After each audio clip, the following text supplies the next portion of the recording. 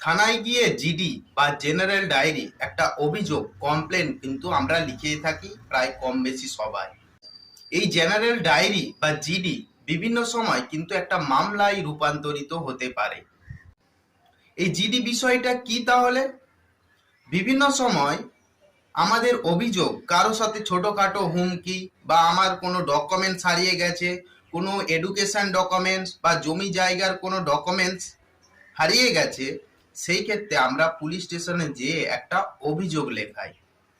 এই যে আমরা জিডি অভিযোগ করছি, সেই ক্ষেত্রে এই অভিযোগটি কগনিজেবল অ্যান্ড নন কগনিজেবল হতে পারে। অর্থাৎ কি, গুরুতর অপরাধ এবং কম গুরুতর অপরাধ।